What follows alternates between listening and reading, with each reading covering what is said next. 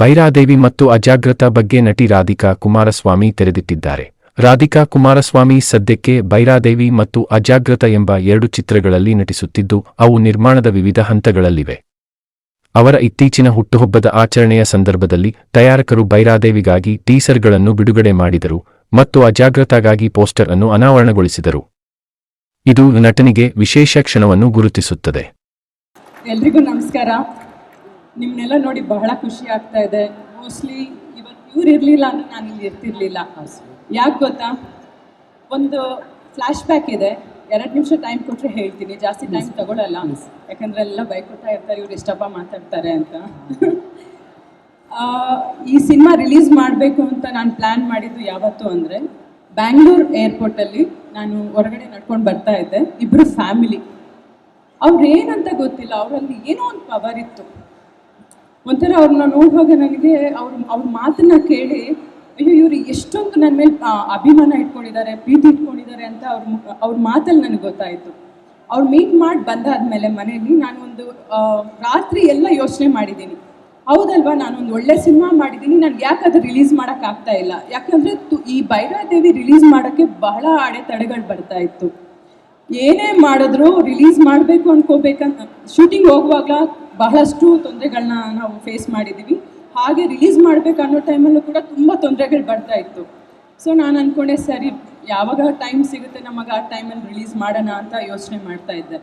ರಾಧಿಕಾ ಈ ಚಲನಚಿತ್ರಗಳ ಅನನ್ಯತೆ ಮತ್ತು ಅವುಗಳಲ್ಲಿ ಮಾಡಿದ ಕಠಿಣ ಪರಿಶ್ರಮವನ್ನು ಎತ್ತಿ ತೋರಿಸಿದರು. ವಿಶೇಷವಾಗಿ ಭೈರಾದೇವಿಯಲ್ಲಿ ಅಘೋರಿ ಪಾತ್ರದಲ್ಲಿ ಅವರ ಪಾತ್ರ. ಆರಂಭದಲ್ಲಿ ಚಿತ್ರದ ಪ್ರಮುಖ ಸ್ಥಳವಾದ ಸ್ಮಶಾನದ ಬಗ್ಗೆ ನಾನು ಹೆದರುತ್ತಿದ್ದೆ, ಆದರೆ ಭೈರಾದೇವಿಯಲ್ಲಿ ರಾಧಿಕಾ ಅಘೋರ ಎಂಬ ಮಹಿಳೆಯಾಗಿ ನಟಿಸಲು ಸಹಾಯ ಮಾಡಿದ ನಿರ್ದೇಶಕರಿಗೆ ನಾನು ಧನ್ಯವಾದ ಹೇಳಲೇಬೇಕು. ಇದು ಹಿಂದೆಂದೂ ನೋಡಿರದ ಪರಿಕಲ್ಪನೆಯಾಗಿದೆ. ಸೊ ಅವ್ರ ಮಾತು ಕೇಳಿದ ಮೇಲೆ ನೆಕ್ಸ್ಟ್ ಡೇನೇ ನಾನು ನಮ್ಮ ಅಣ್ಣನಿಗೆ ಹೇಳಿದೆ, ನಾವಿನ್ನು ಡಿಲೇ ಮಾಡೋದು ಬೇಡ, ನಮ್ಮ ಸಿನಿಮಾ 1 ತಿಂಗಳೊಳಗಡೆ ರಿಲೀಸ್ ಆಗಬೇಕು ಅಂತ ಅವತ್ತು ಡಿಸಿಷನ್ ತಗೊಂಡಿದ್ದು. ನನ್ನ ಜೀವನದಲ್ಲಿ ಆ ಇಬ್ಬರು ಗಂಡ ಹೆಂಡತಿ ಏನು ನನ್ನ ಆವತ್ತು ಆ ಮಾತು ಹೇಳಿದ್ರು, ಇವತ್ತು ನನಗೆ ಅನ್ನಿಸ್ತಾ ಇದೆ ನನ್ನ ಜೀವನದಲ್ಲಿ ಅವರು ಭೈರಾದೇವಿ ಅಂತ. ಭೈರಾದೇವಿ ಅಂದರೆ ಭೈರ ಅಂದರೆ ಈಶ್ವರ, ದೇವಿ ಅಂದರೆ ಪಾರ್ವತಿ. ನನ್ನ ಜೀವನದಲ್ಲಿ ಅವ್ರು ಬಂದು ಒಂದು ಒಳ್ಳೆ ಡಿಸಿಷನ್ ತಗೊಳ್ಳೋ ಥರ ಒಂದು ಪ್ರೇರಣೆ ಕೊಟ್ಟು ಹೋದರು. ನೀವೆಲ್ಲೇ ಇದ್ದರೂ ಸಂತೋಷವಾಗಿರಿ, ನಿಮಗೆ ಒಳ್ಳೆಯದಾಗಲಿ ಅಂತ ನಾನು ಆಶಿಸ್ತೀನಿ. ಇನ್ನು ನಮ್ಮ ಸಿನಿಮಾ ವಿಷಯಕ್ಕೆ ಬಂದಾಗ, ನಮ್ಮ main pillar, handsome hero, gem of A person, ನಿಮ್ಮೆಲ್ಲರ ನೆಚ್ಚಿನ ರಮೇಶ್ ಸರ್ ಅವರು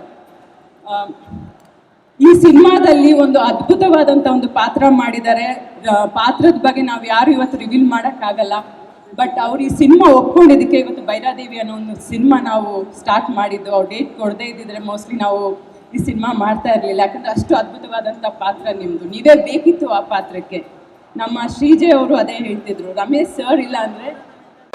ಭೈರಾದೇವಿ ನಿಜಕ್ಕೊಂದು ಹೊಸ ಕಾನ್ಸೆಪ್ಟು.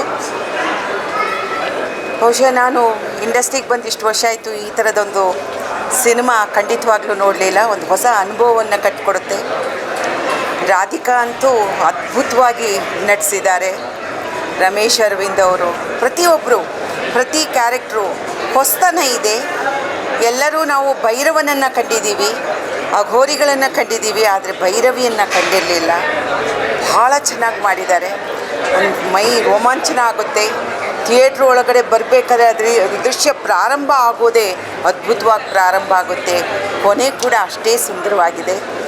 ಎಲ್ಲರೂ ಬಂದು ಈ ಸಿನಿಮಾ ನೋಡಬೇಕು. ಭಾರತೀಯ ಚಿತ್ರರಂಗದಲ್ಲಿ ರಮೇಶ್ ಅರವಿಂದ್ ಪೊಲೀಸ್ ಪಾತ್ರದಲ್ಲಿ ನಟಿಸಿದ್ದು, ಶ್ರೀಜಯ್ ಅವರು ಚಿತ್ರಕಥೆ ಮತ್ತು ಸಂಭಾಷಣೆ ಬರೆದಿದ್ದಾರೆ. ಭೈರಾದೇವಿ ಅವರು ರಂಗಾಯಣ ರಘು, ರವಿಶಂಕರ್, ಸ್ಕಂದ ಅಶೋಕ್, ಅನು ಮುಖರ್ಜಿ, ಮಾಳವಿಕಾ ಅವಿನಾಶ್ ಮತ್ತು ಸುಚೇಂದ್ರ ಸೇರಿದಂತೆ ಆಸಕ್ತಿದಾಯಕ ತಾರಾಗಣವನ್ನು ಹೊಂದಿದ್ದಾರೆ. ಪ್ರಸಾದ್ ಈ ಚಿತ್ರವನ್ನು ಕನ್ನಡ, ತೆಲುಗು ಮತ್ತು ತಮಿಳು ಭಾಷೆಗಳಲ್ಲಿ ಬಿಡುಗಡೆ ಮಾಡುವ ಯೋಜನೆಯನ್ನು ಹೊಂದಿದ್ದಾರೆ ಎಂದು ರಾಧಿಕಾ ಬಹಿರಂಗಪಡಿಸಿದ್ದಾರೆ. ಇದು ಶ್ರೇಯಸ್ ತಲ್ಪಡೆ ಮತ್ತು ಎಂ ಶಶಿಧರ್ ನಿರ್ದೇಶನದ ಅಜಾಗ್ರತವನ್ನು ಸಹ ಬಹುಭಾಷೆಗಳಲ್ಲಿ ಬಿಡುಗಡೆ ಮಾಡಲಾಗುವುದು ಎಂದು ಚಿತ್ರ ನಿರ್ಮಾಪಕರು ನಿರೂಪಣೆಯೊಂದಿಗೆ ಗುರುತಿಸಲಾಗದ ಪ್ರದೇಶಗಳಿಗೆ ಹೋಗುತ್ತಿದ್ದಾರೆ. ಅಂತಹ ಒಂದು ಪ್ರಯತ್ನವು ಇತ್ತೀಚಿನ ಚಿತ್ರವಾಗಿದೆ. ಇದು ಸೀಮಿತ ಜಾಗದಲ್ಲಿ ಬದುಕುಳಿಯುವ ವಿಷಯವಾಗಿದೆ. ಇದು ಗರುಡಾಕ್ಷ ಕಂಟೈನರ್ ಕೇಂದ್ರಗಳಲ್ಲಿ ಅವರ ಹಿಂದಿನ ಕೆಲಸಕ್ಕೆ ಹೆಸರುವಾಸಿಯಾದ ಎಸ್ ನರಸಿಂಹಮೂರ್ತಿ ಅವರ ನಿರ್ದೇಶನದಲ್ಲಿ ತೆರೆದುಕೊಳ್ಳುತ್ತದೆ. ವೈದ್ಯಕೀಯ ಪ್ರಕ್ರಿಯೆಯ ಸಮಯದಲ್ಲಿ ಶಿಪ್ಪಿಂಗ್ ಕಂಟೈನರ್ನಲ್ಲಿ ಸಿಕ್ಕಿಹಾಕಿಕೊಂಡ ನಂತರ ಕಾರ್ಮಿಕನೊಬ್ಬನ ಘೋರ ಅನುಭವ. ಈ ಕಥೆಯು ಕಾರ್ಮಿಕ ಸಮಸ್ಯೆಗಳನ್ನು ಒತ್ತಿ ಹೇಳುತ್ತದೆ, ಸಮಾಜದಲ್ಲಿ ಕಾರ್ಮಿಕರು ವಹಿಸುವ ಕಡಿಮೆ ಮೌಲ್ಯದ ಪಾತ್ರಗಳನ್ನು ಎತ್ತಿ ತೋರಿಸುತ್ತದೆ. ದತ್ತಾತ್ರೇಯ ಪೂಜಾರಿ ಪ್ರಮುಖ ಪಾತ್ರದಲ್ಲಿ ನಟಿಸಿದ್ದು, ಚಿತ್ರವು ಅತ್ಯಾಕರ್ಷಕ ನಿರೂಪಣೆಯನ್ನು ನೀಡುವ ಭರವಸೆಯನ್ನು ನೀಡುತ್ತದೆ. ಅಲಂಕಾರದ ಸಂಗೀತ ಮತ್ತು ಶ್ರೀನಿವಾಸ್ ಅವರ ಅತ್ಯಾಕರ್ಷಕ ಛಾಯಾಗ್ರಹಣದಿಂದ ಸಮೃದ್ಧವಾಗಿದೆ. ಇವರು ಪ್ರಮುಖ ಪಾತ್ರದಲ್ಲಿ ನಟಿಸಿದ್ದಾರೆ. ಬೈರಾದೇವಿಯ ಟೀಸರ್ ಅನಾವರಣದಿಂದಾಗಿ ಈವೆಂಟ್ ಗಮನ ಸೆಳೆಯಿತು. ಅಲ್ಲಿ ರಾಧಿಕಾ ಸ್ತ್ರೀ ಅಬೂರಾ ದತ್ತಾತ್ರೇಯ ಪೂಜಾರಿ ಪ್ರಮುಖ ಪಾತ್ರದಲ್ಲಿ ನಟಿಸಿದ್ದು, ಚಿತ್ರವು ಅತ್ಯಾಕರ್ಷಕ ನಿರೂಪಣೆಯನ್ನು ನೀಡುವ ಭರವಸೆಯನ್ನು ನೀಡುತ್ತದೆ. ಅಲಂಕಾರದ ಸಂಗೀತ ಮತ್ತು ಶ್ರೀನಿವಾಸ್ ಅವರ ಅತ್ಯಾಕರ್ಷಕ ಛಾಯಾಗ್ರಹಣದಿಂದ ಸಮೃದ್ಧವಾಗಿದೆ. ಇವರು ಪ್ರಮುಖ ಪಾತ್ರದಲ್ಲಿ ನಟಿಸಿದ್ದಾರೆ. ಬೈರಾದೇವಿಯ ಟೀಸರ್ ಅನಾವರಣದಿಂದಾಗಿ ಈವೆಂಟ್ ಗಮನ ಸೆಳೆಯಿತು. ಅಲ್ಲಿ ರಾಧಿಕಾ ಸ್ತ್ರೀ ಅಗೋರಾ ಪಾತ್ರದಲ್ಲಿ ವಿಶಿಷ್ಟವಾದ ಮತ್ತು ಸವಾಲಿನ ಪಾತ್ರವನ್ನು ನಿರ್ವಹಿಸುತ್ತಾರೆ. ಇದು ಭಾರತೀಯ ಚಿತ್ರರಂಗದಲ್ಲಿ ಅಪರೂಪವಾಗಿ ಪರಿಶೋಧಿಸಲ್ಪಟ್ಟ ಪರಿಕಲ್ಪನೆಯಾಗಿದೆ. ಈ ಪ್ರದರ್ಶನವು ಚಲನಚಿತ್ರವನ್ನು ಪ್ರದರ್ಶಿಸುವುದು ಮಾತ್ರವಲ್ಲದೆ, ಅಂತಹ ತೀವ್ರವಾದ ಪಾತ್ರಗಳಿಗೆ ಅಗತ್ಯವಾದ ಕಠಿಣ ಪರಿಶ್ರಮ ಮತ್ತು ಸಮರ್ಪಣೆಯನ್ನು ಎತ್ತಿ ತೋರಿಸುತ್ತದೆ. ಈವೆಂಟ್ನಲ್ಲಿ ರಾಧಿಕಾ ಸ್ಮಶಾನದಲ್ಲಿ ಚಿತ್ರೀಕರಣದ ಬಗ್ಗೆ ತನ್ನ ಆರಂಭಿಕ ಭಯವನ್ನು ವ್ಯಕ್ತಪಡಿಸಿದಳು, ಆದರೆ ತನ್ನ ಚಿತ್ರಣಕ್ಕೆ ನೈಜತೆಯನ್ನು ಸೇರಿಸುವ ಮೂಲಕ, ಅನುಭವದ ಮೂಲಕ ಮಾರ್ಗದರ್ಶನ ನೀಡಿದ ನಿರ್ದೇಶಕರಿಗೆ ಮನ್ನಣೆ ನೀಡಿದರು.